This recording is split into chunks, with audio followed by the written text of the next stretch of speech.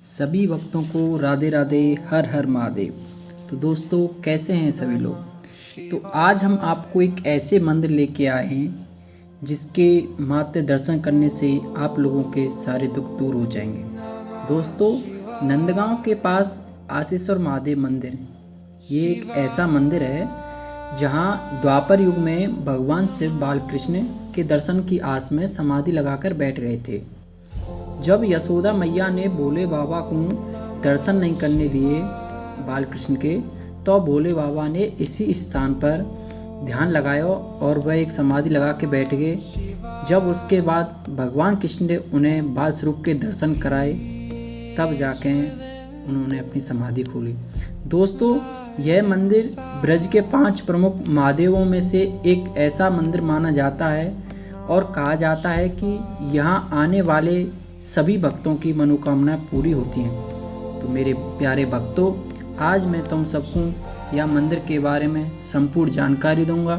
और अगर तुम लोग नंदगांव आशीश्वर महादेव के दर्शन करने को आने को प्लान बना रहे हैं, तो मैं तुम्हें ये भी बताऊंगा कि तुम कहां से आएंगे और कैसे कैसे आप लोगों को वाहन मिलेंगे। तो दोस्तों, चलो सबसे पहले हम आशीश्वर महादेव के दर्शन करेंगे। मेरे साथ एक बार सभी लोग बोलेंगे, हर हर महादेव, जय महाकाल। तो दोस्तों, अब हम मंदिर के अंदर प्रवेश करने वाले हैं। अभी हम थोड़ा सा आगे चलेंगे। ये आप लोग देख रहे हैं कि ब्रज विकास ट्रस्ट श्री आशीश्वर महादेव मंदिर नंदगांव। तो भक्तों, अभी हम मंदिर के अंदर प्रवेश करेंगे। बोलो हर हर महादेव, जय महाकाल। दोस्तों, ये आप लोग दर्शन कर लीजिए। हर हर महादेव। आप सामने देख रहे हैं, वो सामने भोले बाबा की तस्वीर मूर्ति है। और यहाँ आपने देख ही लियो कि आशीश्वर महादेव के मंदिर में ये मूर्ति बनी हुई है। मैं ले थोड़ा सा कैमरा पास करके आप लोगों को दर्शन कराया था।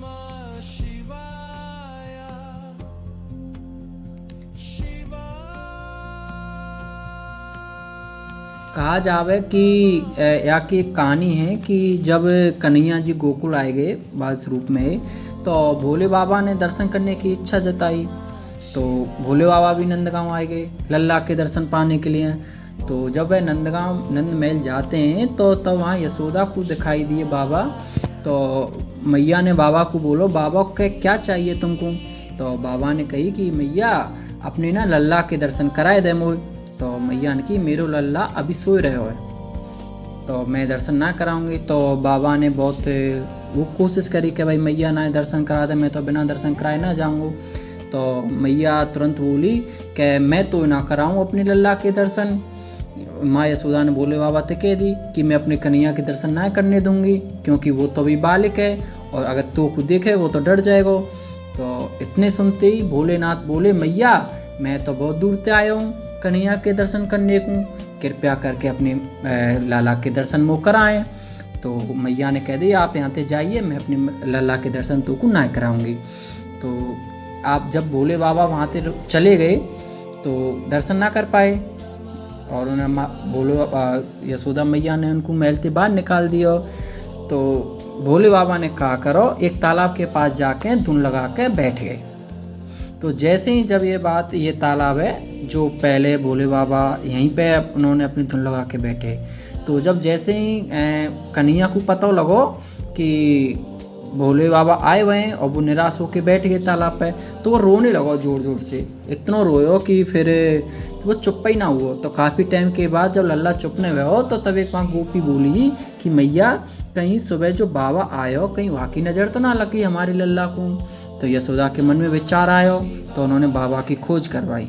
तो जब के बाद बाबा कुंड में स्थान लगा के बैठे मिले, तब मैया वहाँ पहुँची और बाबा को बोली कि बाबा या धुन छोड़ और चल, मैं तो को अपने लल्ला के दर्शन करवाऊँ। मतलब कि चलो बाबा, आपको अपने लल्ला के दर्शन कराती हूँ। तब भोले बाबा वहाँ बड़े खुश हुए और वहाँ गए और लाला के दर्शन करे और लाला वहाँ चुप है वो बिल्कुल। ये सब देख के मैया सब खुशी है गई। तो इस प्रकार भोले बाबा ने कन्हैया के दर्शन कर लिए। तो दोस्तों, अब मैं तुम्हें बताऊंगा कि अगर तुम लोग आशीश्वर महादेव आना चाह रहे हैं, तो अगर आप गर्मी में आवे तो सुबह 5 बजे से दोपहर 12 बजे तक और 2 बजे से 9 बजे तक दर्शन कर आ आ जाएं। और शाम को आमें तो 5:30 यानी सर्दी में आना चाहें तो 5:30 बजे से दर्शन होंगे 12 बजे तक, और फिर दिन के 2 बजे से 8:30 बजे तक। तो आप लोग अगर अपनी छुट्टी के टाइम या अपनी यादें बनाना चाहें, अगर आप ब्रज में घूमने आमें तो यहाँ पर नंदगांव जरूर आमें और आशीर्वाद महादेव के दर्शन करें। जैसे कि आप लोग देख रहे हैं कि यहाँ बच्चाएँ पानी में कूद रहे हैं, तालाब में नहा रहे हैं, आप लोग भी यहाँ पे आके बड़ा आनंद महसूस कर सकते हैं।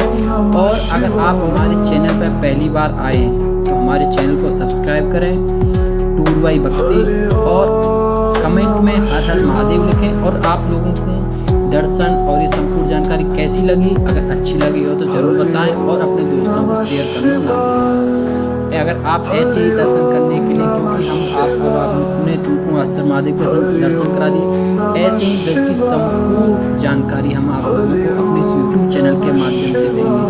अगर आप लोग नंदगांव आशीर्वाद महादेव के दर्शन करने आ रहे हैं तो अगर आप दिल्ली की साइड से आ रहे हैं, आप ट्रेन के द्वारा या अपनी खुद की गाड़ी या टेम्पो करके आप कोसी कलां या फिर मथुरा आ सकते हैं। वहाँ से आप सीधे गोवर्धन होते हुए बरसाना, और बरसाना से 7 किलोमीटर नंदगांव पड़े, या अगर आप